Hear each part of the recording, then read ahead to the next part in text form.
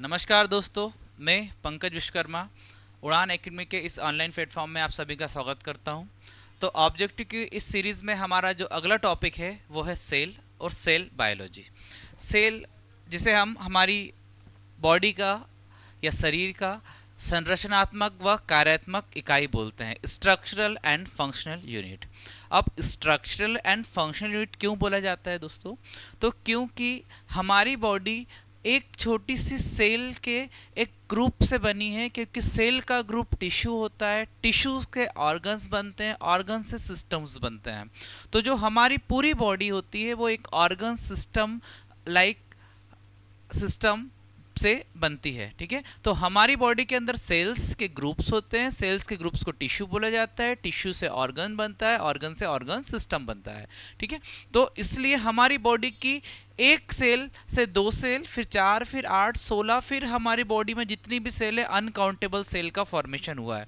सबसे पहले हमारे अंदर मदर से जो एग आता है, फादर से जो स्पर्म आता है, दोनों मिलकर जायगोट बनते हैं। ठीक है, जायगोट बनने के बाद ये जायगोट 2 सेल स्टेज का होता है, फिर ये डिवाइड करता है, फिर डिवाइड करते करते करते करते एक पूरी ह्यूमन बॉडी का फॉर्मेशन हो जाता है। मतलब सेल डिवीजन करते करते एक पूरी ह्यूमन बॉडी का फॉर्मेशन हो जाता है। दोस्तों, कोई भी ऐसा एग्जाम जिसमें साइंस पूछी जाती है उसमें सेल से 2 या 3 क्वेश्चन ना आए, ऐसा हो ही नहीं सकता। तो आज का आपका ये टॉपिक है, ये आपके 2 से 3 क्वेश्चन पूरे कवर करने वाला टॉपिक है। तो ध्यान से हम पढ़ते हैं और अभी ही याद करते हैं।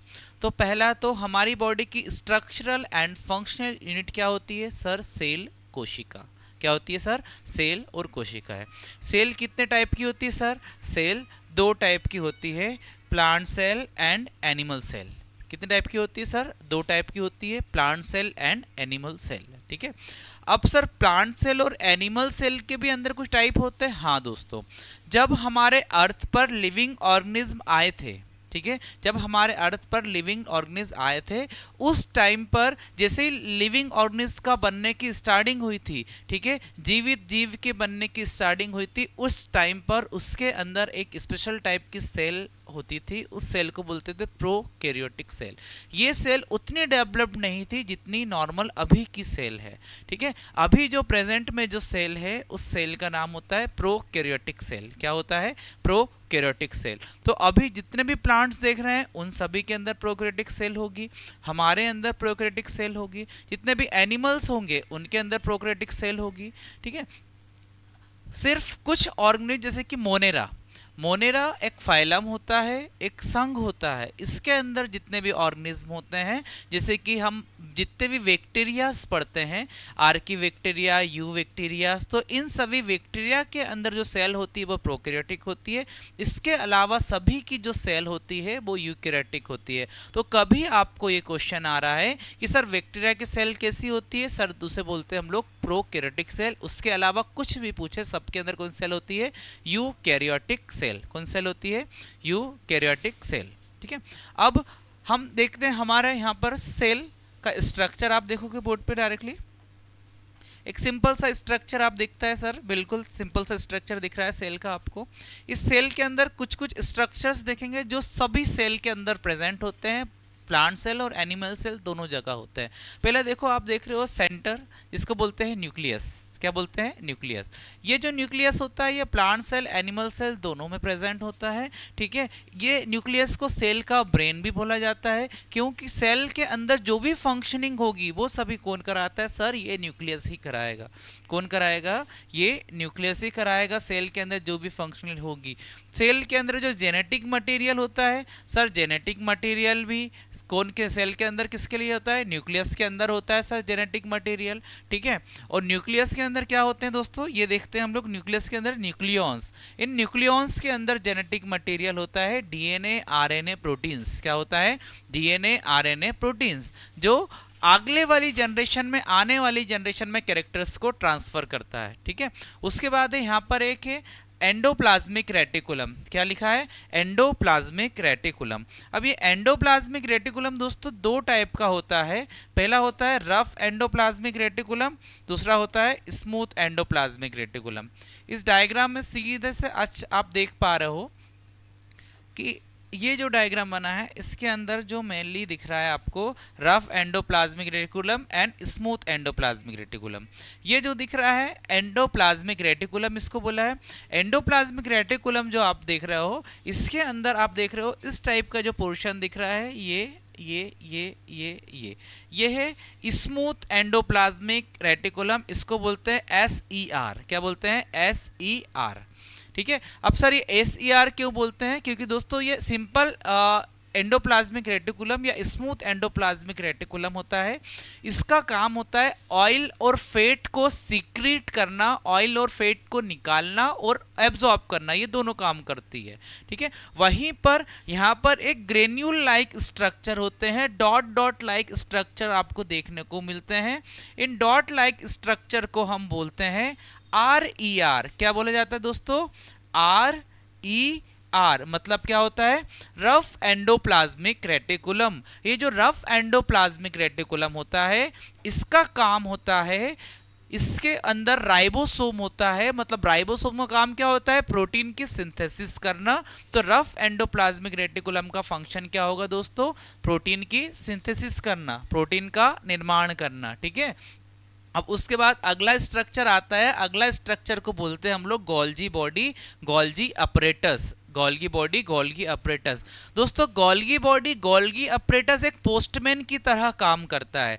क्या काम करता है सर? जब भी कोई वेस्ट मटेरियल का बंडल इसके पास आता है ये इसको सेल के बाहर करने का काम करता है और यूजफुल मटेरियल को सेल के अनपैकिंग करता है। पैक करने के बाद सेल के बाहर करेगा और सेल के अंदर करेगा या किसी दूसरे ऑर्गन को देगा सेल के अंदर जितने ऑर्गन है। तो कुल मिला के गोल्गी कॉम्प्लेक्स का काम होता है एक पैकेजिंग करना, पैकेट बनाना। किसका? यूजफुल मटेरियल और अनयूजफुल मटेरियल, उपयोगी पदार्थ और अनउपयोगी पदार्थ के क्या बनाता है गोल्गी बॉडी? एक बंडल का निर्माण करता है, बंडल बनाता है। दूसरा स्ट्रक्चर होता है दोस्तों राइबोसोम। राइबोसोम को हम जानते हैं बचपन से, राइबोसोम को प्रोटीन की फैक्ट्री कहा जाता है। राइबोसोम को क्या कहा जाता है? प्रोटीन की फैक्ट्री कहा जाता है। ये क्या बनाते हैं? प्रोटीन का निर्माण करते हैं, प्रोटीन का फॉर्मेशन करते हैं। सर सेंट्रोल क्या होता है? सेंट्रियोल कुछ ऐसे सेंटर्स होते हैं जिसमें क्रोमोसोम्स होते हैं। ठीक है। उसके बाद अगला है लाइजोसोम। लाइजोसोम को दोस्तों हम लोग बोलते हैं सुसाइडल बेग, आत्महत्या की थैली। क्या बोलते हैं? सुसाइडल बेग, आत्महत्या की थैली। सुसाइडल बेग क्यों कहा जाता है सेल का? रीजन ये होता है सेल के अंदर जो भी अनयूज मटेरियल होंगे, मतलब ऐसे मटेरियल जो सेल यूज नहीं कर रही होगी या फिर सेल के अंदर फंक्शन नहीं कर रहे हैं या फिर सेल के अंदर बेस्ट प्रोडक्ट है अनयूज मटेरियल, उनको ये लाइजोसोम डाइजेस्ट कर देता है, छोटे छोटे टुकड़ों में कन्वर्ट कर देता है। तो जैसे ही छोटे छोटे टुकड़ों में कन्वर्ट हो गए ये बॉडी के अंदर क्या होते हैं? फिर सेल के अंदर ये एब्जॉर्ब होना चालू हो जाते हैं। मतलब ये बेस्ट प्रोडक्ट को खत्म करता है, इसलिए इसको बोलते हैं सुसाइडल बेग। ठीक है दोस्तों। मतलब ये सेल ऑर्गेनिल को ही खाना चालू कर देगा यदि उसके अंदर कोई प्रॉब्लम आ जाती है, यदि वो खराब हो जाता है। ठीक है। तो ध्यान रखिएगा इसको दोस्तों। उसके बाद अगला जो स्ट्रक्चर है उसको बोलते हैं माइटोकॉन्ड्रिया। क्या बोला जाता है? माइटोकॉन्ड्रिया। माइटोकॉन्ड्रिया हम बचपन से जानते हैं सर, माइटोकॉन्ड्रिया को सेल का पावर हाउस बोला जाता है। सर क्यों बोला जाता है? ध्यान से सुनिएगा दोस्तों। जैसे कि मैंने खाना खाया आज, जैसे ही मैंने खाना खाया खाना डाइजेस्ट हुआ, डाइजेशन की प्रोसेस कंप्लीट हुई। डाइजेशन के बाद फूड का जो एसिमिलेशन होता है, एसिमिलेशन के बाद ये फूड मेरी सेल के अंदर, बॉडी के अंदर ब्लड में गया, ब्लड से मेरी हर एक सेल के अंदर गया, हर एक सेल के अंदर एक प्रोसेस हुई जिसको बोलते हैं रेस्पिरेशन। क्या बोलते हैं? रेस्पिरेशन। जो ये रेस्पिरेशन की प्रोसेस होती है दोस्तों, उस रेस्पिरेशन की प्रोसेस में क्या होता है, हमारी बॉडी में जो कार्बोहाइड्रेट आता है, मतलब जो ग्लूकोज के फॉर्म में स्टोर होता है C6H12O6 के फॉर्म में जो ग्लूकोज स्टोर होता है, ये जो ग्लूकोज होता है जो रेस्पिरेशन के थ्रू हम एयर लेते हैं, ऑक्सीजन लेते हैं, उस ऑक्सीजन के साथ मिलता है। ऑक्सीजन के साथ मिलने के बाद किसकी प्रेजेंस में? माइटोकॉन्ड्रियल एंजाइम, माइटोकॉन्ड्रिया के जो एंजाइम होते हैं उनकी प्रेजेंस में ये रिएक्शन करता है। रिएक्शन करने के बाद ये कार्बोहाइड्रेट टूटता है और यहाँ पर कार्बन डाइऑक्साइड बन जाती है, वाटर बन जाता है। ठीक है। 6H2O और उसके बाद 38 ATP एनर्जी रिलीज हो जाती है। ये जो 38 ATP एनर्जी रिलीज होती है ना दोस्तों, ये हमारी हर एक सेल के अंदर ऑक्सीडेशन रिएक्शन के परिणाम स्वरूप होती है। और जैसे ही हमारी हर एक सेल के अंदर ऑक्सीडेशन रिएक्शन होती है तो ऑक्सीडेशन रिएक्शन के परिणाम स्वरूप 38 ATP एनर्जी रिलीज होती है। और ये जो 38 ATP एनर्जी कहाँ बन रही है? माइटोकॉन्ड्रिया के अंदर। इसलिए माइटोकॉन्ड्रिया को सेल का पावर हाउस बोला जाता है, क्योंकि माइटोकॉन्ड्रिया के अंदर एरोबिक रेस्पिरेशन, ऑक्सी श्वसन की प्रक्रिया संपन्न होती है। ठीक है दोस्तों, तो ध्यान रखिएगा माइटोकॉन्ड्रिया को क्यों पावर हाउस बोलते हैं, अब आपको अच्छे से समझ में आ गया होगा। ठीक है, अगला जो स्ट्रक्चर होता है हमारा साइटोप्लाज्म। साइटोप्लाज्म में क्या होता है दोस्तों? सेल का एक ऐसा भाग जहां पर मोस्ट ऑफ द खाली भाग होता है, एक लिक्विड होता है जिसके अंदर जितने भी सेल ऑर्गेनेल होते हैं वो इजीली रन करते हैं, इजीली मूव करते हैं, इजीली रह सकते हैं। तो ऐसे स्ट्रक्चर को बोलते हैं हम लोग क्या?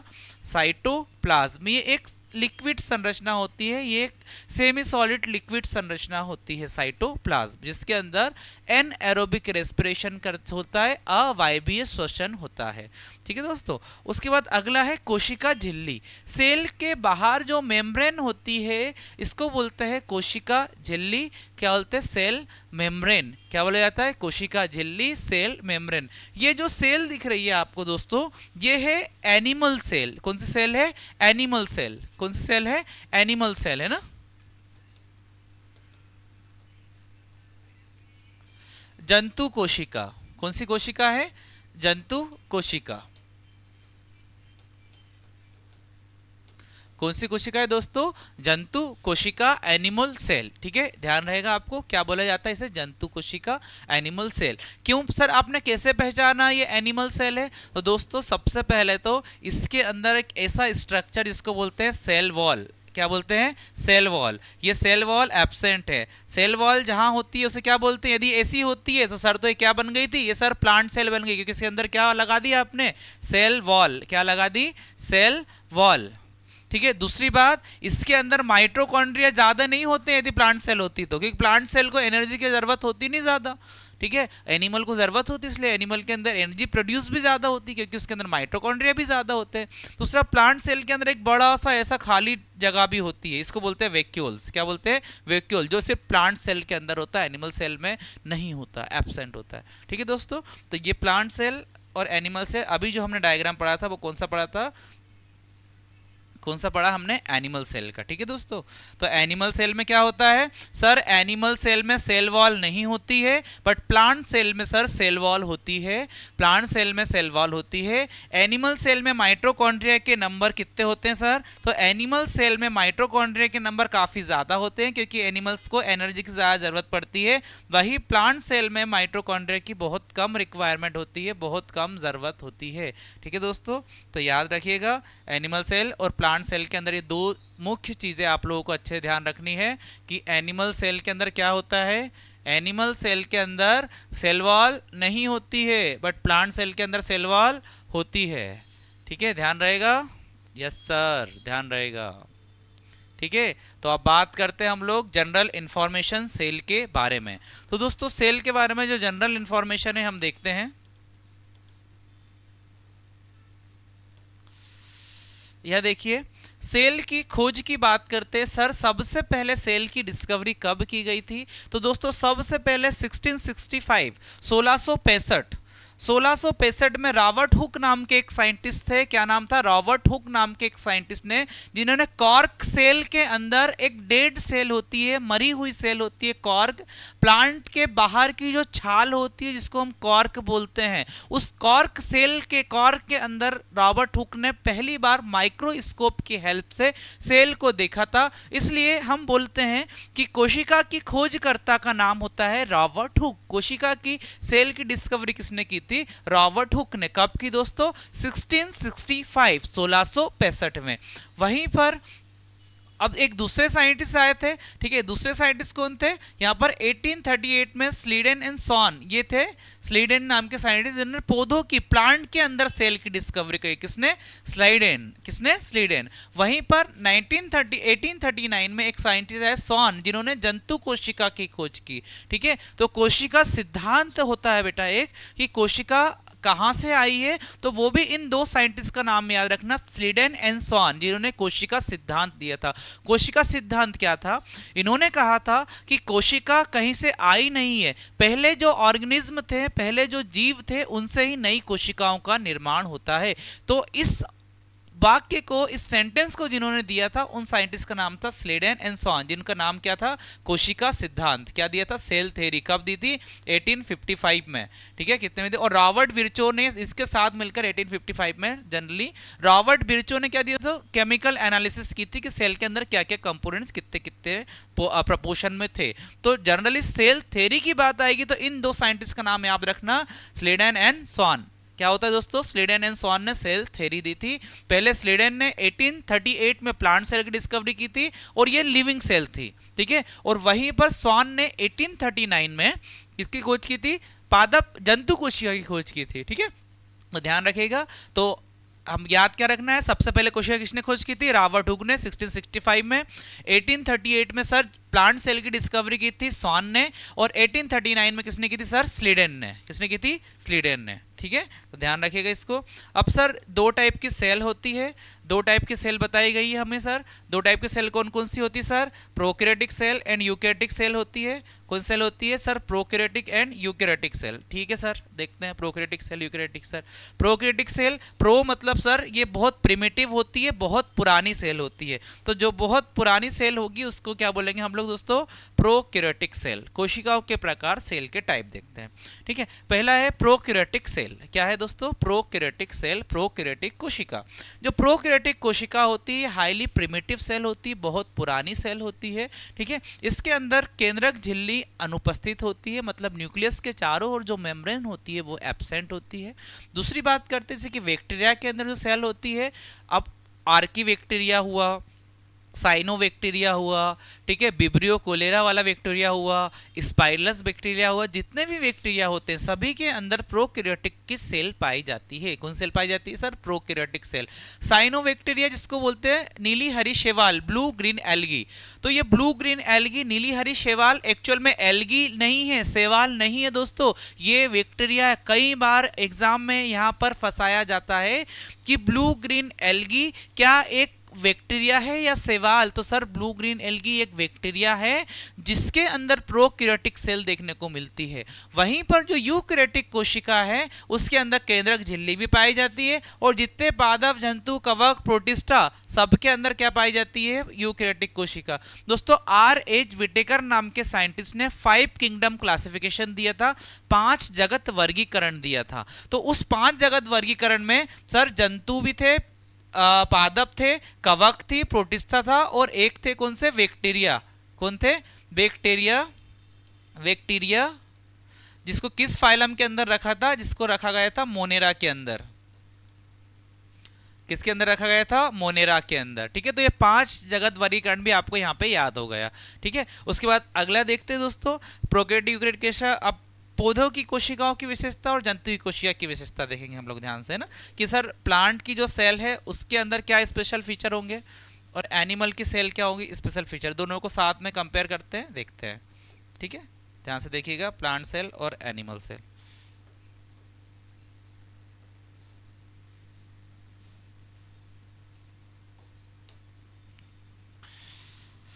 प्लांट सेल और एनिमल सेल दोस्तों हम जानते हैं कि सर प्लांट की सेल में सेल वॉल होगी, एनिमल की सेल में सेल वॉल नहीं होगी।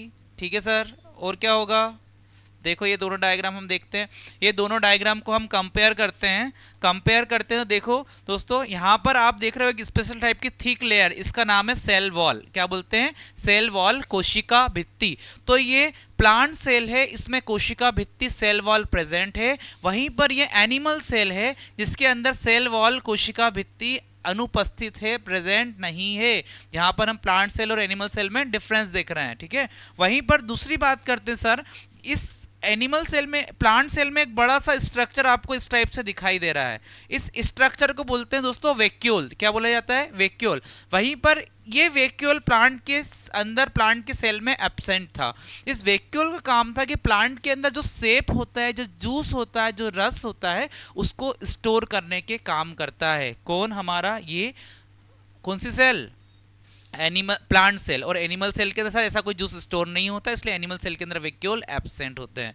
दूसरी बात देखते हैं दोस्तों, इस प्लांट सेल के अंदर ये इस पे ये एक स्ट्रक्चर दिख रहा है, ठीक है। ये जो स्ट्रक्चर दिख रहा है सर, ये रेड वाला स्ट्रक्चर, कौन सा स्ट्रक्चर? रेड वाला, इसको बोलता है माइटोकॉन्ड्रिया। क्या बोला है? माइटोकॉन्ड्रिया। ये माइटोकॉन्ड्रिया सर प्लांट सेल में सर एक ही दिख रहा है, वहीं पर एनिमल सेल के अंदर सर इसके अंदर 3 सेल दिख रही हैं आपको। अब एनिमल सेल के अंदर 3 माइटोकॉन्ड्रिया दिख रहे हैं, मतलब एनिमल के अंदर माइटोकॉन्ड्रिया के नंबर ज्यादा होते हैं, क्योंकि एनिमल को एनर्जी की ज्यादा रिक्वायरमेंट होती है। वहीं पर प्लांट के अंदर माइटोकॉन्ड्रिया के नंबर कम होते हैं, क्योंकि प्लांट को माइटोकॉन्ड्रिया और एनर्जी की कम रिक्वायरमेंट होती है। ठीक है दोस्तों, तो यहाँ पर अगला स्ट्रक्चर देखते सर। यहाँ पर एक ग्रीन कलर का स्ट्रक्चर दिख रहा है। इस ग्रीन कलर के स्ट्रक्चर को सर हमने क्लोरोफिल बोला है। क्या बोला है? Chlorophyll, chloroplast. तो प्लांट के अंदर जो ग्रीन होता है, क्योंकि प्लांट के अंदर फोटोसिंथेसिस होती है, प्रकाश संश्लेषण की प्रक्रिया होती है। तो प्लांट के अंदर प्रकाश संश्लेषण की प्रक्रिया, फोटोसिंथेसिस की जो प्रक्रिया होती है, वो इन स्ट्रक्चर में कंप्लीट होती है। इन स्ट्रक्चर को क्या बोलते हैं दोस्तों? क्लोरोफिल। क्या बोलते हैं? क्लोरोफिल। पर्णहरिम। ठीक है, तो पर्णहरिम ऑब्वियस सर, एनिमल तो फोटोसिंथेसिस करेगा नहीं, तो एनिमल के अंदर क्लोरोप्लास्ट नहीं होगा, पर प्लांट सेल के अंदर क्लोरोप्लास्ट प्रेजेंट होगा। ठीक है दोस्तों, उसके बाद बात करते हैं सर, प्लांट सेल के अंदर वैक्यूल ने इतना ज्यादा कवर कर लिया तो उसका न्यूक्लियस छोटा होगा। ठीक है, न्यूक्लियस का साइज उतना बड़ा नहीं होगा। बाकी एनिमल सेल में आप देखो न्यूक्लियस काफी बड़ा होता है। न्यूक्लियस के चारों ओर यहाँ पर रफ एंडोप्लाज्मिक रेटिकुलम और स्मूथ एंडोप्लाज्मिक रेटिकुलम देखने को मिलती है। ठीक है दोस्तों, अब यहाँ पर पढ़ लेते हैं हम लोग क्या लिखा सर। इसमें कोशिका भित्ति उपस्थित होती है, जो सेलुलोज की बनी होती है। इसमें कोशिका भित्ति अनुपस्थित होती है। जो अनुपस्थित होती है मतलब यहाँ पर किससे बनी होगी उसकी हम बात नहीं करेंगे। दूसरी बात करते हैं सर, यहाँ पर प्लास्टिड क्लोरोप्लास्ट प्रेजेंट होता है, यहाँ पर क्लोरोप्लास्ट प्रेजेंट नहीं होता है। इसमें रिक्तिकाएं बड़ी होती है, इसमें रिक्तिकाएं छोटी व अनुपस्थित लगभग होती है। ठीक है, इसमें क्या होता है? आकार प्राय स्थिर स्थायी होता है, इसका आकार अस्थाई होता है। सर स्थाई और अस्थाई क्यों होता है? सेल वॉल के कारण इसका स्ट्रक्चर जो रिजिड हो जाता है तो वो स्टेबल होता है। वहीं पर प्लांट के अंदर सेल वॉल ना होकर सिर्फ सेल मेम्ब्रेन होती है, सिर्फ सेल मेम्ब्रेन पूरी मूवेबल होती है, इसलिए ये अनस्टेबल होता है दोस्तों। क्लियर है? ध्यान रहेगा। ठीक है, चलते सर, बहुत बढ़िया, आगे चलते हैं। इसके बारे में और सर क्या क्या जानकारी है आपके पास, देखते हैं सर। कोशिका, मैंने जैसे कि पहले बताया, सेल को क्या बोलते हैं दोस्तों हम लोग? Structural and functional unit of life. क्या बोला जाता है? Structural and functional unit life. ठीक है, कोशिका को क्या बोलता है? संरचनात्मक व कार्यात्मक इकाई बोला जाता है। क्या बोला जाता है दोस्तों? संरचनात्मक एवं कार्यात्मक इकाई कहा जाता है एक सेल को। ठीक है,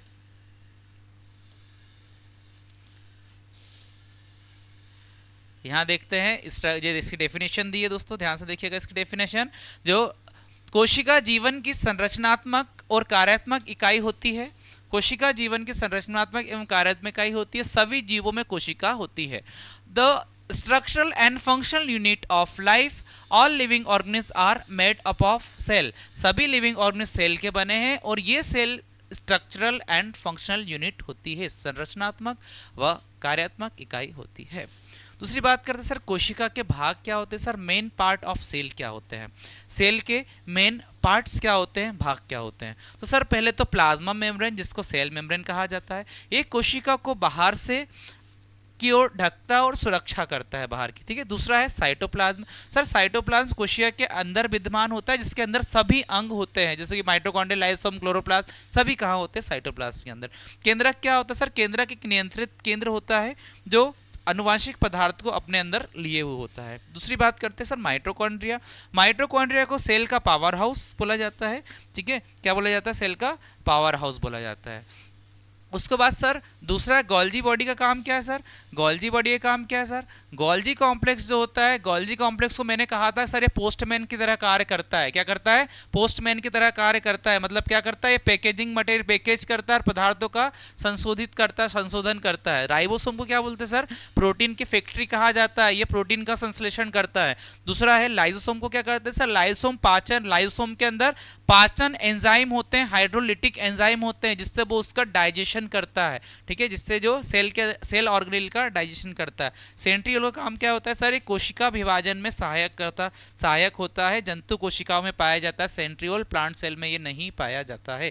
तो ये दोस्तों महत्वपूर्ण तथ्य थे कुछ सेल के बारे में। अब सेल के अंदर सेल और कुछ इंपॉर्टेंट सेल ऑर्गेनेल है दोस्तों, जहां से आपके डायरेक्टली एग्जाम में क्वेश्चंस बनते हैं, तो उन सेल ऑर्गेनेल को भी हम देखेंगे। पर यहाँ पे कुछ उन सेल ऑर्गेनेल को भी हम देखेंगे।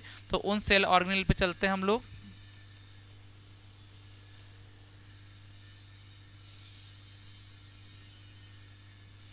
ठीक है, तो अगले स्लाइड पे चलते हैं हम लोग। हाँ, अगला जो स्ट्रक्चर है हमारा ये है माइटोकॉन्ड्रिया। क्या दोस्तों? माइटोकॉन्ड्रिया। माइटोकॉन्ड्रिया को सेल या कोशिका का पावर हाउस कहा जाता है। सर क्यों कहा जाता? मैंने आपको बताया है, क्योंकि माइटोकॉन्ड्रिया के अंदर सर एरोबिक रेस्पिरेशन की प्रोसेस होती है, ऑक्सीशोषण की प्रक्रिया होती है, इसलिए माइटोकॉन्ड्रिया को सेल का पावर हाउस कहा जाता है। क्योंकि जो हम खाना खाते हैं हमारी सेल तक जाती है, सेल के अंदर माइटोकॉन्ड्रिया होता है। माइटोकॉन्ड्रिया ऑक्सीजन का और उस फूड ऑक्सीजन का यूज करके उस फूड को डाइजेस्ट करता, कार्बन डाइऑक्साइड बनाता है और 38 एटीपी बनाता है, इसलिए माइटोकॉन्ड्रिया को सेल का पावर हाउस कहा जाता है। ठीक है दोस्तों, तो यहां पर हम देखते हैं कि स्पेसिफिक सर माइटोकॉन्ड्रिया के बारे में जनरल इंफॉर्मेशन है, आप बताइए। ठीक है, हम जनरल इंफॉर्मेशन देखते हैं माइटोकॉन्ड्रिया के बारे में।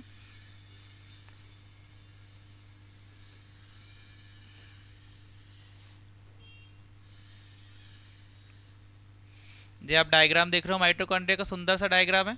ठीक है, देख पा रहे हैं डायग्राम में ध्यान से देखिएगा दोस्तों। माइटोकॉन्ड्रिया के अंदर का जो स्ट्रक्चर है स्पेशल स्ट्रक्चर होता है। सबसे पहले इसकी जो बाहर की मेम्ब्रेन है उसको आउटर मेम्ब्रेन बोलते हैं। क्या बोलते हैं? Outer membrane. ठीक है, उसके बाद जो अंदर की मेम्ब्रेन है इसको बोला जाता है सर इनर मेम्ब्रेन। क्या बोलते हैं? Inner membrane. ठीक है, उसके बाद यहाँ पर आप देख रहे हो स्पेशल फोल्ड्स दिख रहे हैं। माइटोकॉन्ड्रिया के स्ट्रक्चर में अंदर साइड एक फोल्ड्स डले होते हैं। इन फोल्ड्स को बोलते हैं क्या दोस्तों? माइटोकॉन्ड्रिया की क्रिस्टी। क्या बोला जाता है? क्रिस्टी। और इसके अंदर जो लिक्विड मटेरियल आपको दिख रहा है, ये पूरा लिक्विड मटेरियल, इस लिक्विड मटेरियल को बोलते हैं क्या? मैट्रिक्स। क्या बोला जाता है? मैट्रिक्स। क्या बोलते हैं? मैट्रिक्स। तो यहाँ पे क्या होता है दोस्तों? Outer membrane, inner membrane, cristae और अंदर जो लिक्विड है उसको क्या बोला जाता है? मैट्रिक्स। क्या बोला जाता है? मैट्रिक्स। तो सर देखो यहाँ पे माइटोकॉन्ड्रिया को सेल का क्या बोलते हैं? पावर हाउस बोला जाता है। सर सभी यूकेरियोटिक कोशिका में पाया जाता है। ये विशेष कोशिकाओं इसमें अधिकतर ऊर्जा की आवश्यकता होती है उसमें पाए जाते हैं, जैसे कि हमारी मांसपेशियां जो होती है, यकृत की कोशिकाएं होती है, ठीक है, तंत्रिका तंत्र की कोशिकाएं होती है, क्योंकि इन कोशिकाओं के ऊर्जा मतलब नर्वस सिस्टम को ज़्यादा रिक्वायरमेंट होगी एनर्जी की, मसल्स को एनर्जी की ज़्यादा रिक्वायरमेंट होगी कि मसल्स मैं आपके सामने बोल रहा हूँ, अपने हाथ के फंक्शन कर रहा हूँ, तो हाथ की जो मसल्स होगी उनको एनर्जी की ज़रूरत होगी, तो वो कहाँ से आएगी? जो मैंने खाना खाया है उसका ऑक्सीशोषण हुआ है, ठीक है, जिससे क्या हुआ? माइटोकॉन्ड्रिया ने एनर्जी प्रोड्यूस करी, उसी से मैं बोल पा रहा हूँ, अपने फंक्शन कर पा रहा हूँ। ठीक है, अब इस देखिए 1898 में बेंडा, ठीक है, बेंडा भी बोलते हैं, कार्ल बेंडा ने इसकी डिस्कवरी की थी, किसकी? माइटोकॉन्ड्रिया की, जो जिसको हम सेल का पावर हाउस बोला जाता है। ठीक है, माइटोकॉन्ड्रिया के अंदर फोल्ड स्ट्रक्चर को क्या बोला जाता है दोस्तों? कई बार इस क्रिस्टी पे क्वेश्चन आए हैं। क्रिस्टी को, माइटोकॉन्ड्रिया का फोल्ड स्ट्रक्चर को क्या बोलते हैं? क्रिस्टी बोलते हैं। ठीक है, ध्यान रखिएगा। उसके बाद आगे पोर्शन देखिएगा, माइटोकॉन्ड्रिया की लंबाई के बारे में बात करें दोस्तों। माइटोकॉन्ड्रिया की लंबाई कितनी है? ठीक है, साइज के बारे में बात करें माइटोकॉन्ड्रिया के, कितना साइज है सर? लंबाई 0.5 माइक्रोमीटर है और 0.5 टू 1 माइक्रोमीटर है और चौड़ाई है 0.2 टू 1 माइक्रोमीटर। ठीक है दोस्तों, मुख्य घटक क्या क्या होता है सर? बाह्य झिल्ली होती है, ठीक है, आउटर मेम्ब्रेन होता है, इनर मेम्ब्रेन होता है, ठीक है, उसके क्या अंतर प्रदप झिल्लियाँ होती है, इंटर मेम्ब्रेन स्पेस होता है, मतलब जहाँ पे कुछ खाली जगहें होती। दूसरा मैट्रिक्स, इंपॉर्टेंट है ये, ध्यान रखिएगा। माइटोकॉन्ड्रिया की जो मैट्रिक्स होती है, इस मैट्रिक्स के अंदर क्या क्या स्ट्रक्चर देखने को मिलते हैं सर? ध्यान दीजिएगा सब लोग, बहुत इंपॉर्टेंट पॉइंट है। तो माइटोकॉन्ड्रिया की मैट्रिक्स में सर एंजाइम्स होते हैं, डीएनए, आरएनए, प्रोटीन्स, राइबोसोम, ठीक है, 70S राइबोसोम के कण पाए जाते हैं। एक बहुत इंपॉर्टेंट क्वेश्चन मैं बता रहा हूं बेटा आपको कि माइटोकॉन्ड्रिया एक ऐसा स्ट्रक्चर है जो प्रोकैरियोटिक सेल में भी प्रेजेंट था, पर उस टाइम पर वो 70S था। अब सर ये 70S क्या होता है? ये राइबोसोम की यूनिट्स बोलते हैं सर। राइबोसोम 2 यूनिट में प्रेजेंट होता है, एक होता है 70S और एक होता है 80S। तो हमारी पूरी सेल के अंदर 80S होता है, सिर्फ राइबोसोम के अंदर 70S होता है, माइटोकॉन्ड्रिया के अंदर 70S राइबोसोम होता है। इसलिए माइटोकॉन्ड्रिया को प्रिमिटिव बोला जाता है कि ये प्रोकैरियोटिक सेल से आया है। ठीक है दोस्तों, ध्यान रखिएगा इस सेल को, बहुत इंपॉर्टेंट पार्ट। ठीक है, आगे चलते हैं, इसके अगले पोर्शन की बात करते हैं माइटोकॉन्ड्रिया के।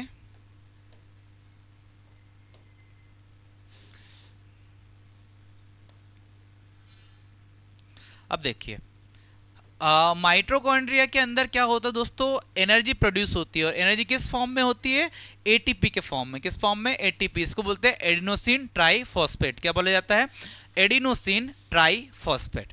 ठीक है, उसके बाद है वसा अम्लों के ऑक्सीकरण में इसका यूज किया जाता है, फैटी एसिड के ऑक्सीडेशन में इसका यूज होता है। ठीक है, कुछ अम्लों के स्टेरॉइड हार्मोन की संरचना बनाने में किया जाता है। यह कैल्शियम आयनों का भंडार है, मतलब माइटोकॉन्ड्रिया के अंदर कैल्शियम आयन Ca2+ आयन बहुत ज्यादा क्वांटिटी में देखने को मिलते हैं। ठीक है, उसके बाद एपोप्टोसिस प्रक्रिया में महत्वपूर्ण भूमिका निभाती है, मतलब सेल डिवीजन के पास सेल को ग्रोथ कराने में बहुत महत्वपूर्ण रोल निभाता है। दूसरा है ऊर्जा उत्पन्न करने में, एनर्जी प्रोड्यूस करने में अपना इंपॉर्टेंट रोल प्ले करता है। कौन दोस्तों, माइटोकॉन्ड्रिया। तो ये माइटोकॉन्ड्रिया कुछ इंपॉर्टेंट फंक्शन है। सबसे इंपॉर्टेंट फंक्शन है सर क्या, कि ये एटीपी प्रोड्यूस करता है। दूसरा ये कैल्शियम आयंस का भंडार होता है, इसके अंदर कैल्शियम बहुत ज्यादा क्वांटिटी में होते हैं, आपको ये चीज ध्यान रखना है। ठीक है, उसके बाद कैरेक्टरिस्टिक्स देखते हैं माइटोकॉन्ड्रिया के।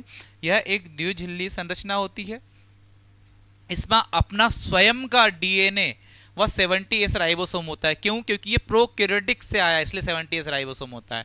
ठीक है, स्वयं प्रतिकृति, सेल्फ रेप्लिकेशन की कैपेसिटी, मतलब ये खुद से अपने आप के नंबर बढ़ा सकता है जब एनर्जी की ज्यादा रिक्वायरमेंट हुई तो। ठीक है, दूसरी बात, ये अर्ध स्वतंत्र अंग है, मतलब ये सेमी ऑटोनोमस अंग है, मतलब ये सेल के कंट्रोल में भी होता है और अनकंट्रोल में भी रहता है। ठीक है, मतलब कभी खुद से भी एनर्जी बना लेगा, तभी कभी सेल की मर्जी से बनाएगा, मतलब दोनों टाइप के काम करता है, इसलिए सेमी ऑटोनोमस ऑर्गन बोलते हैं। ठीक है, एंडोजिमी बायोमेट्रिक सिद्धांत के अनुसार यह प्राचीन बैक्टीरिया से विकसित हुआ है। दोस्तों इस लाइन का मतलब आप समझ रहे हो, इसका कोई मतलब नहीं है, सिद्धांत का नाम कभी नहीं पूछा जाता है, बस ये पूछा जाता है सर ये बैक्टीरिया क्या होते हैं, मतलब प्रोकैरियोटिक सेल। तो जो माइटोकॉन्ड्रिया वो कहां से बने हैं सर, प्रोकैरियोटिक सेल से बने हैं। अब स्ट्रक्चर देख लेते जनरली, बाहर झिल्ली मतलब outer membrane, inner membrane, cristae and matrix. ठीक है दोस्तों, तो ये जो पूरा था ओवरऑल, ये हमारा था माइटोकॉन्ड्रिया। क्या है, माइटोकॉन्ड्रिया। एक बार रिकॉल कर देते हैं, माइटोकॉन्ड्रिया क्या बोलते हैं सर, सेल का पावर हाउस बोलते हैं। क्या करता है माइटोकॉन्ड्रिया सर, पावर प्रोड्यूस करता है, एनर्जी प्रोड्यूस करता है। सर से माइटोकॉन्ड्रिया के अंदर सबसे ज्यादा क्वांटिटी में क्या होता है सर, माइटोकॉन्ड्रिया के अंदर सबसे ज्यादा क्वांटिटी में कैल्शियम आयंस होते हैं। माइटोकॉन्ड्रिया क्या है, एक सेमी ऑटोनोमस ऑर्गन है। हाँ सर, एक सेमी ऑटोनोमस ऑर्गन है माइटोकॉन्ड्रिया के अंदर। सर इसमें ये क्या प्रोकैरियोटिक सेल से रिलेशन रखता है, हाँ ये प्रोकैरियोटिक सेल से ही आगे जाके डेवलप हुआ है। ठीक है, अगले स्ट्रक्चर पे चलते हैं दोस्तों। अगला स्ट्रक्चर हमारा क्लोरोप्लास्ट हरित लवक। क्या होता है, क्लोरोप्लास्ट हरित लवक। अभी जो क्लोरोप्लास्ट हरित लवक क्या होता है दोस्तों, तो प्लांट के अंदर, ठीक है, प्लांट के अंदर एक प्रक्रिया होती है, एक प्रोसेस होती है जिसको फोटोसिंथेसिस बोलते हैं, प्रकाश संश्लेषण की प्रक्रिया बोलते हैं। ये जो प्रकाश संश्लेषण की प्रक्रिया होती है इस स्ट्रक्चर में संपन्न होती है, जिसको बोलते हैं क्लोरोप्लास्ट पर्णहरिम। क्या बोलते हैं, क्लोरोप्लास्ट पर्णहरिम। प्रकाश संश्लेषण की जो प्रक्रिया होती है वो किस प्रकार होती है दोस्तों, ध्यान से देखते हैं। प्रकाश संश्लेषण की प्रक्रिया में जो होता है, प्लांट जो होते हैं सनलाइट और क्लोरोफिल की उपस्थिति में कार्बन डाइऑक्साइड एंड वाटर का यूज करते हैं। किसकी प्रेजेंस में करते हैं सर, सनलाइट एंड क्लोरोफिल। किसकी प्रेजेंस में करते हैं sir, sunlight and chlorophyll. Sir ये क्लोरोफिल कहाँ होता है, वही पर्णहरिम क्लोरोप्लास्ट के अंदर। और क्या फॉर्म करते हैं सर ये बना लेते हैं अपना प्रोडक्ट जो बनाते हैं C6H12O6 plus 6O2, 6 molecule of H2O and 673 kilogram calorie energy. Kilogram calorie energy. तो ये जो पूरी एनर्जी बनी है, दोस्तों, ये जो एनर्जी बनी है फोटोसिंथेसिस के परिणाम स्वरूप बनी है। और फोटोसिंथेसिस कहां पर होती है सर, क्लोरोप्लास्ट के अंदर, क्लोरोप्लास्ट के ग्रेना के अंदर। सर ग्रेना कहां होता है सर, बताएंगे आपके, देखिए ध्यान से, ये देखिए, ये जो स्ट्रक्चर दिख रहा है आपको, ये स्ट्रक्चर आपको दिख रहा है, ये सर क्लोरोप्लास्ट का स्ट्रक्चर, पर्णहरिम का स्ट्रक्चर। किसका? ये क्लोरोप्लास्ट का स्ट्रक्चर। बहुत सुंदर सा स्ट्रक्चर है सर, ठीक है, मैंने नहीं बनाया वैसे, ठीक है। देखते हैं क्लोरोप्लास्ट का स्ट्रक्चर क्या क्या है इस स्ट्रक्चर के अंदर। पहले है सर आउटर मेम्ब्रेन, जिसको बोलते हैं बाह्य मेम्ब्रेन, बाह्य झिल्ली, ठीक है। दूसरी जो झिल्ली होती है उसको बोलते हैं सर इनर मेम्ब्रेन, ठीक है। इनर मेम्ब्रेन, ये आउटर मेम्ब्रेन है और ये इनर मेम्ब्रेन है, ठीक है। इसके अंदर सर छोटे छोटे स्थान होते हैं जिसको बोलते हैं इंटर मेम्ब्रेन स्पेस, अंतः झिल्ली स्थल। दूसरा है, यहाँ पर आपको कुछ ढेर दिख रहा है सिक्कों का, ठीक है, ये सिक्कों का एक ढेर, ये ये इस सिक्कों के ढेर को हम बोलते हैं ग्रेना। क्या बोला जाता है दोस्तों? ग्रेना। क्या बोलते हैं हम इसको? ग्रेना, ठीक है। इस सिक्कों के ढेर को क्या बोल देंगे हम लोग? ग्रेना। और इसकी एक यूनिट को क्या बोलेंगे? थाइलाकॉइड। क्या बोलेंगे? थाइलाकॉइड। क्या बोलेंगे? थाइलाकॉइड। एक थैला, थैले के अंदर पूरे सिक्के भरे हैं, कौन? ग्रेना, तो क्या बोलेंगे? थाइलाकॉइड, ठीक है। बाकी इसके अंदर जो लिक्विड पोर्शन होता है, जो कुछ लिक्विड प्रेजेंट होगा, उसको बोलेंगे हम लोग स्ट्रोमा। और इसके अंदर ये जो पोर्शन दिख रहा है आपको, ये स्ट्रक्चर दिख रहा है ब्लू कलर का, ये होता है सर्कुलर डीएनए, वृत्ताकार डीएनए। ये भी क्वेश्चन आता है, वृत्ताकार डीएनए कहाँ पाया जाता है? तो सर कहाँ पाया जाता है? क्लोरोप्लास्ट के अंदर। और राइबोसोम प्रेजेंट होता है कौन सा? 70S। सर 70S के आपको ये पता होना चाहिए कि 70S राइबोसोम प्रेजेंट है, मतलब ये प्रोकैरियोटिक सेल से रिलेशन रखता है, मतलब प्रोकैरियोटिक सेल से माइटोकॉन्ड्रिया और क्लोरोप्लास्ट दोनों ही बन के आए हैं, इसलिए इसमें भी 70S राइबोसोम होता है। तो दोस्तों ध्यान से देखिएगा, क्लोरोप्लास्ट के अंदर आउटर मेम्ब्रेन, इनर मेम्ब्रेन, ठीक है। उसके बाद यहाँ पर ग्रेना है, जो सिक्कों का ढेर लगा हुआ होता है, इसे ग्रेना कहा जाता है। वहीं पर यहाँ पर इस ढेर की पूरी यूनिट को बोलते हैं थाइलाकॉइड। यहाँ पर एक बीच में एक लिक्विड भरा होता है, इस लिक्विड को बोलते हैं हम लोग स्ट्रोमा। यहाँ पर सर्कुलर डीएनए पाया जाता है, ठीक है। उसके बाद यहाँ पर छोटे छोटे डॉट लाइक स्ट्रक्चर जो दिख रहा है, ये राइबोसोम होते हैं जो 70S होते हैं। दूसरी बात, यहाँ पर कुछ बड़े बड़े ऐसे ग्रेन्यूल्स देखने को मिलते हैं, बड़े बड़े ग्रेन्यूल्स को बोलते हैं सर स्टार्च के कण, स्टार्च ग्रेन्यूल्स। क्या बोलते हैं? Starch granule. तो दोस्तों ये है हमारी क्लोरोप्लास्ट की संरचना। सर ये तो आपने बता दिया, पर क्लोरोप्लास्ट के अंदर फोटोसिंथेसिस की रिएक्शन कहाँ होती है? तो क्लोरोप्लास्ट के अंदर ये जो पार्ट दिखता है, इसको बोलते हैं ग्रेना। इस ग्रेना के अंदर ही फोटोसिंथेसिस, प्रकाश संश्लेषण की प्रक्रिया होती है, जिसके परिणाम स्वरूप पादप अपना खाना बनाते हैं, प्लांट अपना फूड बनाते हैं और ऑक्सीजन रिलीज करते हैं दोस्तों, ठीक है। तो ये हो जाती है हमारी फोटोसिंथेसिस की प्रोसेस, फोटोसिंथेसिस की प्रक्रिया। अब आगे चलते हैं, परिचय, इंट्रोडक्शन की बात करते हैं। सर क्या क्या इंट्रोडक्शन है क्लोरोप्लास्ट के बारे में, बताइए आप। चलो देखते हैं सर क्या क्या है क्लोरोप्लास्ट के बारे में। तो क्लोरोप्लास्ट या हरित लवक जो होता है, ये पादप कोशिकाओं एवं शैवालों में पाया जाता है। सर शैवालों में भी पाया जाता है क्या? हाँ सर, जो भी नीली हरी शैवाल होती है, जिनको हम बैक्टीरिया बोलते हैं, या फिर पानी के अंदर जो एक्चुअल में एल्गी होती है, शैवाल होती है, ठीक है, red algae, green algae, brown algae, लाल एल्गी, भूरी एल्गी और red algae, brown algae, green algae, हरी एल्गी, ठीक है। ये जो तीनों एल्गीज होती हैं, इन तीनों के पास क्लोरोफिल होता है। किसी के पास क्लोरोफिल ए बी होता है, किसी के पास बी सी होता है, किसी के पास क्लोरोफिल ए डी होता है, ठीक है। तो इस हिसाब से क्लोरोफिल होता है, पर अलग अलग फॉर्म में होता है तीनों एल्गी के पास। तीनों एल्गी फोटोसिंथेसिस करती है, और हमारी अर्थ की सबसे ज्यादा कार्बन डाइऑक्साइड का कंज्यूम जो करती है वो एल्गी करती है, और सबसे ज्यादा ऑक्सीजन प्रोड्यूस करती है कौन करती है? एल्गी करती है, जो कहां होती है? समुद्र के अंदर, ठीक है दोस्तों। यहाँ पे देखिए, पादप कोशिका का रसोई घर कहा जाता है। बहुत इंपॉर्टेंट क्वेश्चन, रसोई घर क्यों कहते हैं? रसोई घर में क्या होता है सर? खाना बनता है। तो सर इसके अंदर भी तो खाना ही बनेगा। खाना कैसे बनेगा सर? इक्वेशन आपने बताई थी, क्या करते हैं प्लांट? 6CO2, और किसका यूज करते हैं? 12 वाटर मॉलिक्यूल का यूज करते हैं, किसकी प्रेजेंस में सर? सनलाइट एंड क्लोरोफिल, ठीक है, सूर्य प्रकाश और पर्णहरिम की उपस्थिति में क्या बन जाता है? C6H12O6, और क्या बन जाएगा सर? ऑक्सीजन रिलीज कर देगा, और क्या बन जाएगा? वाटर निकाल देगा, और क्या है? 673 किलोग्राम कैलोरी एनर्जी बना देगा सर। ये होता है हमारा फोटोसिंथेसिस का मेन इक्वेशन, जो कहाँ होती है? इस क्लोरोप्लास्ट के ग्रेना के अंदर, ठीक है दोस्तों। आगे देखते हैं, अगला पॉइंट क्या होता है? इसका हरा रंग क्लोरोफिल के कारण होता है। दूसरा, 1883 में स्ट्रॉसबर्गर ने इसकी खोज की थी, इसकी डिस्कवरी की थी। किसकी सर? माइटोकॉन्ड्रिया की। ध्यान रहेगा दोस्तों, माइटोकॉन्ड्रिया के अंदर 70s राइबोसोम पाया जाता है, जो ये प्रोकैरियोटिक जैसा कैरेक्टर शो करता है। दूसरा, माइटोकॉन्ड्रिया के ग्रेना के अंदर कौन सी प्रोसेस होती है सर? फोटोसिंथेसिस की प्रोसेस होती है। ठीक है, आगे देखते हैं मुख्य घटक क्या क्या है क्लोरोप्लास्ट के बारे में देख लेते हैं ध्यान से दोस्तों। क्या होता है इसमें? बाह्य झिल्ली होती है जो चिकनी होती है, उसके बाद अंतः झिल्ली, दूसरी झिल्ली को बोलते हैं अंतः झिल्ली। क्या बोलते हैं? अंतः झिल्ली। जिससे उसके बाद अंतः झिल्ली स्थल मतलब इंटर मेमोरी स्पेस होते हैं, जो दोनों झिल्ली के बीच की जगह को बोलते हैं। उसके बाद थाइलाकॉइड होती है, थाइलाकॉइड चपटी थैलीनुमा संरचना होती है, इसको थाइलाकॉइड बोला जाता है।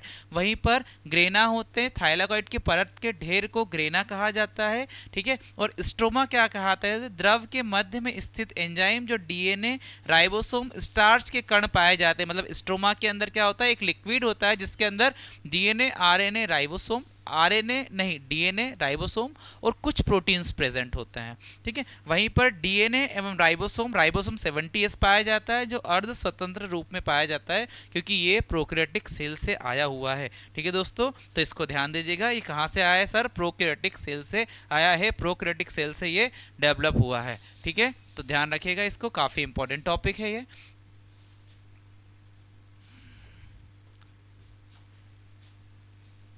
देखो, ये जो प्रकाश संश्लेषण की प्रक्रिया हमने पढ़ी है, प्रकाश संश्लेषण की प्रक्रिया हो रही कहाँ पर? थाइलाकॉइड के अंदर। कहाँ पर? थाइलाकॉइड जो ग्रेना की यूनिट है। ठीक है, उसके बाद अंधकार प्रक्रिया भी देखते हैं सर, वो भी होगी इसके अंदर। सबसे पहले प्रकाश संश्लेषण की प्रक्रिया में क्या होता है सर? ऑक्सीजन सर किसका यूज करते हैं?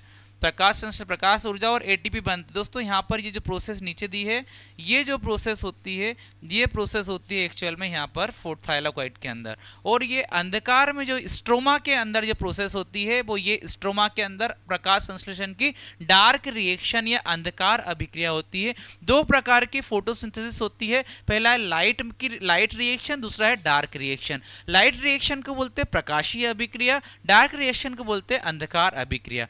लाइट रिएक्शन क्लोरोप्लास्ट के थाइलाकॉइड के ग्रेना में होती है, और यहां पर अंधकार अभिक्रिया कहां पर होती है दोस्तों? स्ट्रोमा के अंदर। प्रकाश संश्लेषण की प्रक्रिया के परिणाम स्वरूप क्या बन जाता है हमारा? ऑक्सीजन, एटीपी और NADPH2 बनता है, और इसी के परिणाम स्वरूप दोस्तों क्या भी बनता है? ग्लूकोज भी बनता है। ठीक है, तो यहां पे क्या बनता है? यहां पे सिर्फ 2 ATP एनर्जी बनती है, जो डार्क रिएक्शन के परिणाम स्वरूप बनती है। ठीक है, तो इस चीज को बहुत अच्छे से ध्यान रखिएगा। दो टाइप की रिएक्शन होती है सर। स्ट्रोमा में कौन सी रिएक्शन होती है सर? डार्क रिएक्शन होती है। सर डार्क रिएक्शन क्यों होती है? लाइट नहीं होता है क्या उस टाइम पे? हाँ बिल्कुल, अब अंधेरा होता है, लाइट नहीं होती है, तो अंधेरे में जो रिएक्शन चलती है उस रिएक्शन को बोलते हैं हम लोग दोस्तों, क्या बोलते हैं? Dark reaction. क्या बोला जाता है? Dark reaction. अब क्लोरोप्लास्ट के फंक्शन देख लेते हैं दोस्तों, क्या क्या है हम सब जानते हैं वैसे तो। क्या करता है? प्रकाश संश्लेषण करता है। दूसरा है स्टार्च का निर्माण व संग्रहण करता है। स्टार्च मतलब ग्लूकोज 6 एस्टर O6। ठीक है, उसके बाद वसा, वसी अम्ल, बस कुछ अमीनो अम्ल का निर्माण करता है। उसके बाद क्या? कुछ लवणों के पिगमेंट का निर्माण करता है, जैसे क्लोरोप्लास्ट हुआ, कैराटीन हुआ। ठीक है, सह प्रतिकृति करता है। सेल्फ रेप्लिकेटरी स्ट्रक्चर होता है, मतलब अपना रेप्लिकेशन खुद से करेगा। ऐसा एक और स्ट्रक्चर देखा था हमने, कौन सा था वो? माइटोकॉन्ड्रिया। ठीक है, उसके बाद प्रोटीन संश्लेषण 70s राइबोसोम में होता है। 70s राइबोसोम के अंदर प्रोटीन संश्लेषण करता है कौन? राइबोसोम। को कैसा होता है? 70S होता है सर। कैसा होता है सर वो? 70S राइबोसोम जो क्या करता है सर? प्रोटीन की सिंथेसिस करता है, प्रोटीन को बनाता है। ठीक है, आगे चलते हैं दोस्तों, आगे ध्यान से देखिएगा। कुछ विशेषता है जो क्लोरोफिल के अंदर हम लोग देखने को मिलते हैं। पहला, हरे रंग का क्लोरोफिल में A और B के कारण होता है। दूसरा है इसमें पाए जाने वाला डीएनए वृत्ताकार होता है, जो 70S राइबोसोम पाया जाता है। यह अर्ध स्वायत्त सेमी ऑटोनोमस ऑर्गन होता है, मतलब खुद से रेप्लिकेट कर सकता है। ठीक है, इसको बोलते सेमी ऑटोनोमस ऑर्गन। और सेमी ऑटोनोमस खुद से अपने फंक्शन भी कर सकता है बिना न्यूक्लियस की मर्जी के। ठीक है, उसके बाद ये केवल पादप कोशिका और शैवालों में पाया जाता है। बिल्कुल सर। यह भोजन का निर्माण करता है। बिल्कुल सर। ठीक है, इसके बाद अगले स्लाइड पे चलते हैं दोस्तों। यहाँ पर जो अगला स्ट्रक्चर हमें दिख रहा है, अगला स्ट्रक्चर जो होता है, इस स्ट्रक्चर का नाम क्या होता है? न्यूक्लियस। क्या नाम होता है? न्यूक्लियस। न्यूक्लियस मतलब केंद्रक। ये जो केंद्रक होता है दोस्तों, केंद्रक काफी अट्रैक्टिव, काफी, जिसको हम सेल का माइंड बोल सकते हैं। क्या बोल सकते हैं? सेल का माइंड बोल सकते हैं न्यूक्लियस। ये देखिए ब्रॉडली स्ट्रक्चर, तो दोस्तों अगला जो स्ट्रक्चर है वो क्या था, न्यूक्लियस। अब ये न्यूक्लियस का स्ट्रक्चर काफी ब्रॉड होता है, इसे क्या बोला जाता है, सेल का माइंड। सेल के अंदर जो भी रिएक्शंस होती है, जो भी प्रक्रियाएं होती है, जो भी वर्क होता है, वो सभी कौन करता है, सेल का न्यूक्लियस। कौन करता है, सेल का न्यूक्लियस केंद्रक। इस सेल के अंदर हम देखते हैं सर न्यूक्लियर एनवलप, केंद्रीय झिल्ली पाई जाती है, केंद्र की छिद्र, कुछ छोटे छोटे पोर्स होते हैं, इसको केंद्र का छिद्र बोलते हैं। ठीक है, दूसरा है गुणसूत्र का नेटवर्क होता है, मतलब गुणसूत्र की जालिकाएं, क्रोमेटिन का नेटवर्क होता है। ठीक है, उसके बाद सेंटर को देख रहे हैं, सेंटर में न्यूक्लियॉन्स होते हैं। न्यूक्लियॉन्स मतलब डीएनए आरएनए प्रोटीन्स नाम के स्ट्रक्चर देखने को मिलते हैं। तो केंद्र की द्रव होता है, इसमें न्यूक्लियर प्लाज्मा, केंद्रीय की द्रव मतलब न्यूक्लियर प्लाज्मा प्रेजेंट होता है। तो ये दोस्तों ओवरऑल न्यूक्लियस का स्ट्रक्चर हो गया। न्यूक्लियस के स्ट्रक्चर के बारे में जनरली इंफॉर्मेशन हमने देख ली, स्ट्रक्चर बहुत इजी है। ठीक है, उसके बाद न्यूक्लियस के बारे में जो अगली इंफॉर्मेशन है वो ध्यान से समझिएगा। सर क्या न्यूक्लियस केंद्रक को नियंत्रण केंद्र बोलते हैं? बिल्कुल नियंत्रण केंद्र बोलते हैं। यह कोशिका की सभी गतिविधियों को नियंत्रित करता है? सर बिल्कुल करता है। यह वृद्धि करता है, ठीक है, पराशरण करता है, प्रोटीन का संश्लेषण करता है। ठीक है, दूसरा है ये वंशानुगत सूचना मतलब जेनेटिक इंफॉर्मेशन मतलब डीएनए को संग्रहित करता है। इसके अंदर क्या होता है, डीएनए होता है। दूसरा है 1831 में रॉबर्ट ब्राउन ने इसका डिस्कवरी की थी। रॉबर्ट ब्राउन ने केंद्रक की खोज की थी, कब, 1831 में। तो दोस्तों इसके ऊपर कई बार क्वेश्चन आया, किसने की थी खोज, तो सर रॉबर्ट ब्राउन ने। किसने की थी सर, रॉबर्ट ब्राउन ने। ठीक है, आगे चलते हैं।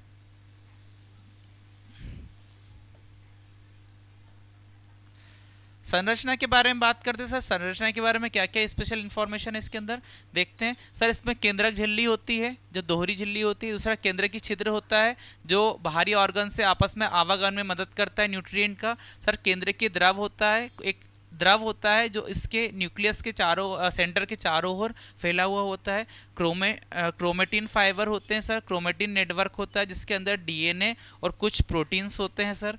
उसके बाद सर इसके अंदर न्यूक्लियॉन्स भी होते हैं। न्यूक्लियॉन्स क्या होते हैं सर, न्यूक्लियॉन्स से वृत्ताकार गोलाकार पिंड होते हैं जो आरएनए मतलब राइबोसोमल आरएनए जो प्रोटीन बनाता है उसका निर्माण करते हैं ये। ठीक है,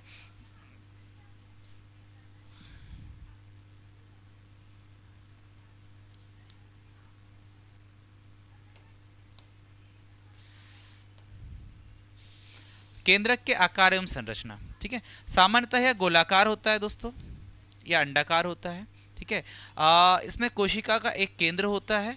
ठीक है, इसमें अपवाद आरबीसी, एक परिपक्व आरबीसी में न्यूक्लियस एब्सेंट होता है। डेवलप्ड आरबीसी में न्यूक्लियस नहीं पाया जाता है। एनिमल के अंदर एक ही सेल है, इसका नाम होता है आरबीसी रेड ब्लड सेल, जिसके अंदर न्यूक्लियस नहीं पाया जाता है। ठीक है, ध्यान रखिएगा दोस्तों। इसके मुख्य पॉइंट देख लेते हैं हम लोग, क्या क्या है, विशेषता क्या क्या है। सर ये यूकैरियोटिक कोशिकाओं में पाया जाता है, बिल्कुल सर यूकैरियोटिक कोशिकाओं में पाया जाता है। दूसरा है सर यह कोशिका का सबसे बड़ा कोशिकांग होता है, बिल्कुल। यह वंशानुगत डीएनए मतलब डीएनए को कंट्रोल करता है, डीएनए के अपने अंदर कंटेन करता है जो एक पीढ़ी से दूसरी पीढ़ी इंफॉर्मेशन को लेके जाता है। दूसरा सर इसमें डीएनए के साथ प्रोटीन्स भी होते हैं। सर इसमें केंद्रक विभाजन के द्वारा नई कोशिकाओं का निर्माण भी कर सकता है, कौन सर, न्यूक्लियस। ठीक है, आगे देखते हैं। सर इसमें केंद्रक झिल्ली होती है, केंद्रक क्रोमेटिन फाइबर होते हैं, न्यूक्लियोसोम होते हैं, केंद्र की द्रव होता है, ये हम लोग देख चुके हैं। अगले स्लाइड पे देखते हैं। अब अगली स्लाइड है दोस्तों, ये इसका नाम है एंडोप्लाज्मिक रेटिकुलम। क्या नाम है इसका, एंडोप्लाज्मिक रेटिकुलम। अब ध्यान से देखते हैं, एंडोप्लाज्मिक रेटिकुलम जो होती है ईआर बोलते हैं, ये दो टाइप की होती है। पहले तो आर ई आर, ठीक है, पहला होती है आर ई आर, दूसरा है एस ई आर। जो आर ई आर इसको बोलते हैं रफ एंडोप्लाज्मिक रेटिकुलम और इसको बोलते हैं स्मूथ एंडोप्लाज्मिक रेटिकुलम। आप ध्यान से देख पा रहे होंगे कि जो रफ एंडोप्लाज्मिक रेटिकुलम है इसके ऊपर यहाँ पे इस टाइप के डॉट्स दिख रहे हैं, इस टाइप के डॉट्स पूरे दिख रहे हैं रफ एंडोप्लाज्मिक रेटिकुलम के ऊपर, यहाँ पे आप सब देख पा रहे होंगे, है ना, ये रफ एंडोप्लाज्मिक रेटिकुलम।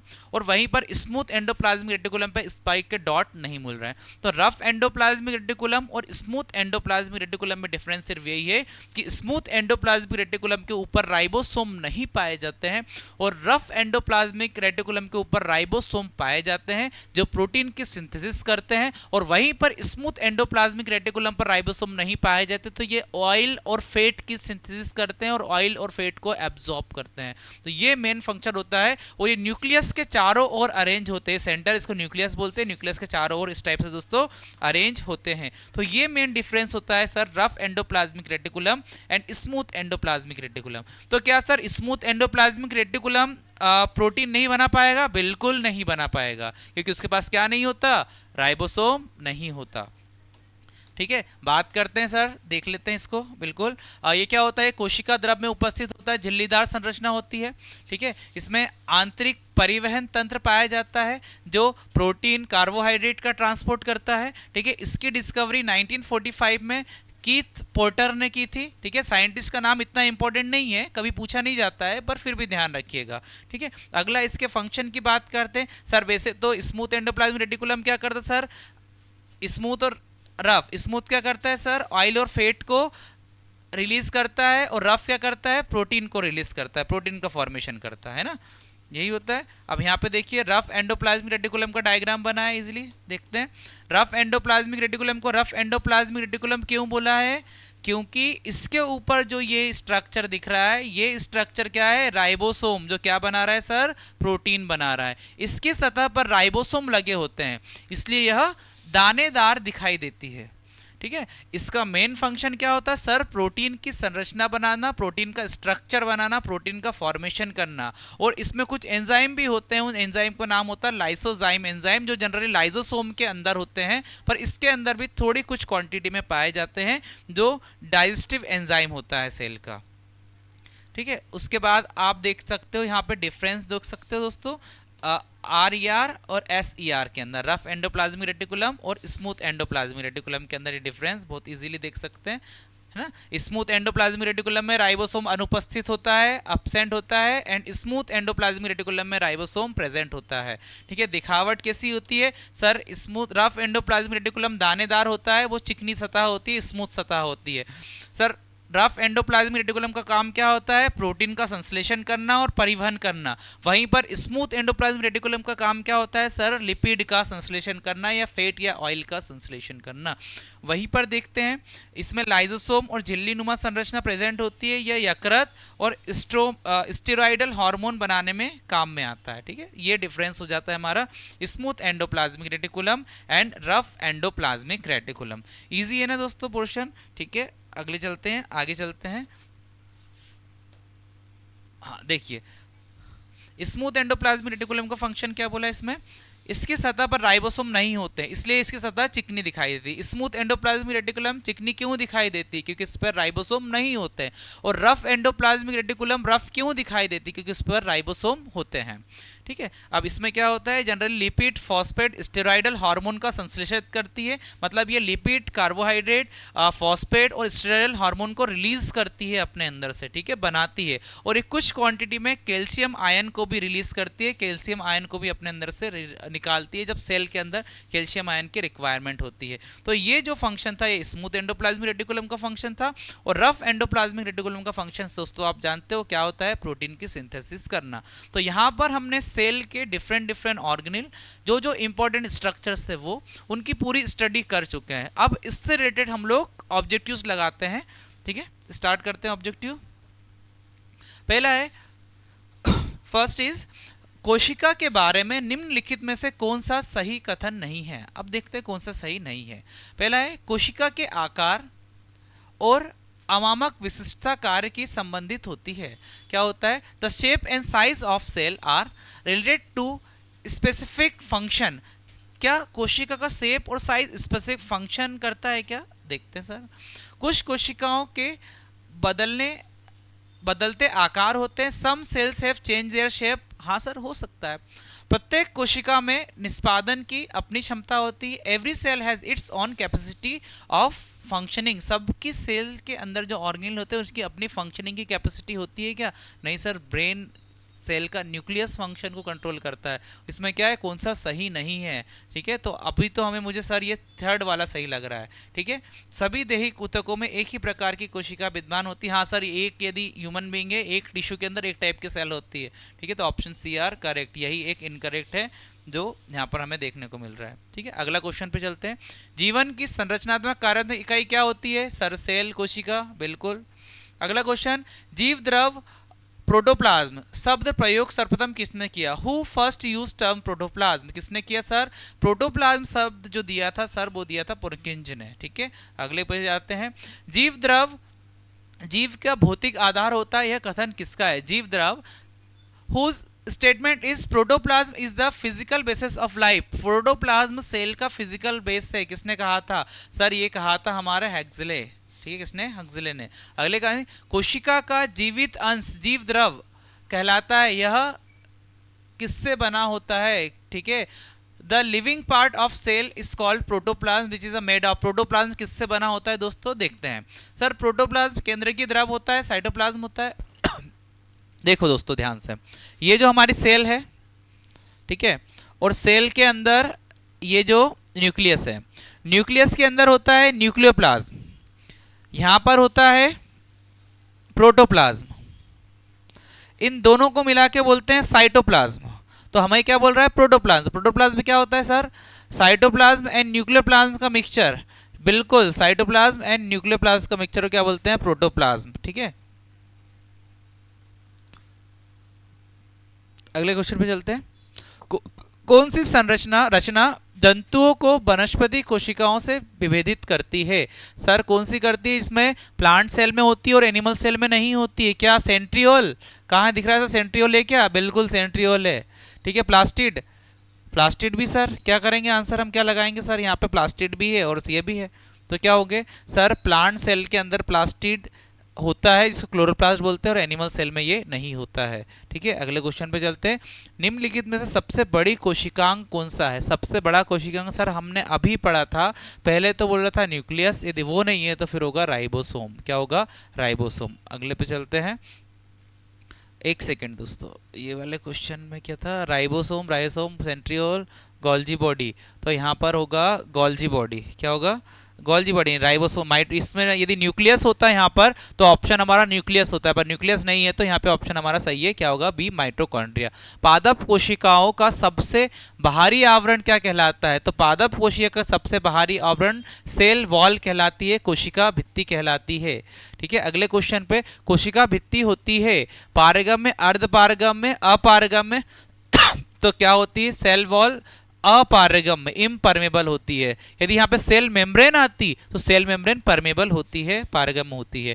भाई माइटोकॉन्ड्रिया की भीतरी वलय क्या कहलाती है? माइटोकॉन्ड्रिया की भीतरी वलय को हम बोलते हैं क्रिस्टी। क्या बोला जाता है दोस्तों? क्रिस्टी। अगले क्वेश्चन पर, माइटोकॉन्ड्रिया किसमें अनुपस्थित होता है? सर माइटोकॉन्ड्रिया किसमें अनुपस्थित होता है? बैक्टीरिया में, ग्रीन एल्गी में, फंगी में, ईस्ट में।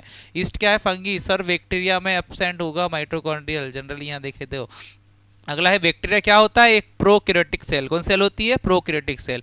माइटोकॉन्ड्रिया किस भाग में एटीपी संश्लेषण की रासायनिक अभिक्रियाएं होती है? एटीपी संश्लेषण वाली रासायनिक अभिक्रिया कहां पर होती है सर? माइटोकॉन्ड्रिया की outer membrane, inner membrane. Inner membrane में क्या होता है? क्रिस्टी। क्रिस्टी के अंदर कौन सी रिएक्शन होती है सर? रेस्पिरेशन की रिएक्शन होती है, माइटोकॉन्ड्रियल रेस्पिरेशन या एरोबिक रेस्पिरेशन।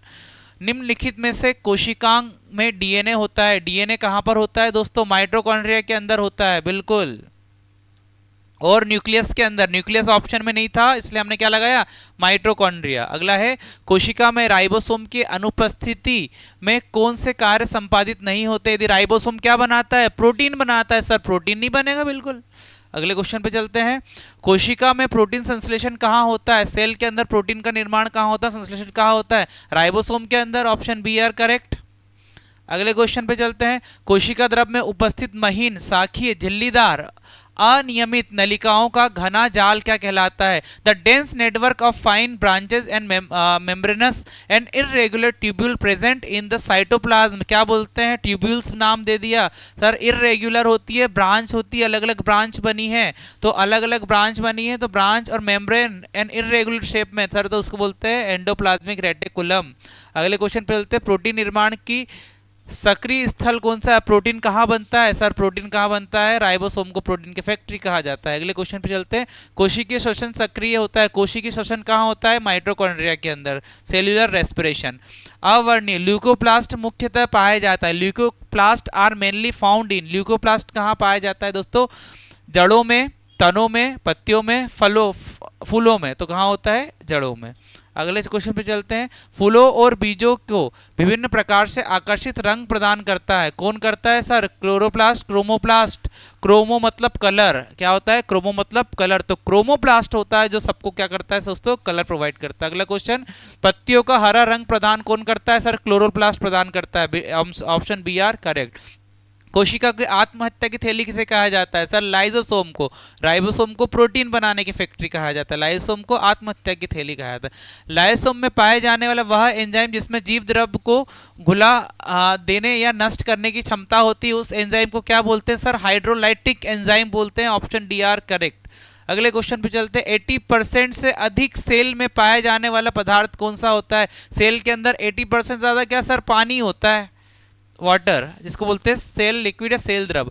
प्रोकैरियोटिक जीवों में नाभिकीय क्षेत्रों में एक झिल्ली द्वारा घिरी हुई नहीं होती, यह अपरिभाषित या नाभिकीय क्षेत्र को किस रूप में पाई जाती है? प्रोकैरियोटिक सेल की बात कर रहे हैं दोस्तों।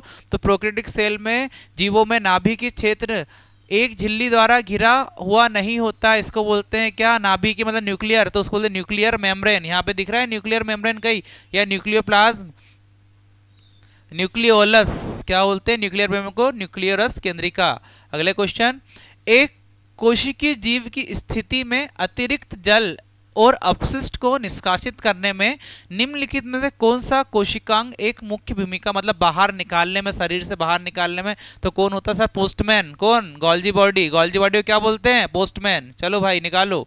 उसके बाद कोशिकीय प्रक्रिया के लिए ऊर्जा मुद्रा कौन लाता है? कौन सी होती है सर? एटीपी होती है, जो कहाँ बनती है? माइटोकॉन्ड्रिया में, एरोबिक रेस्पिरेशन के परिणाम स्वरूप।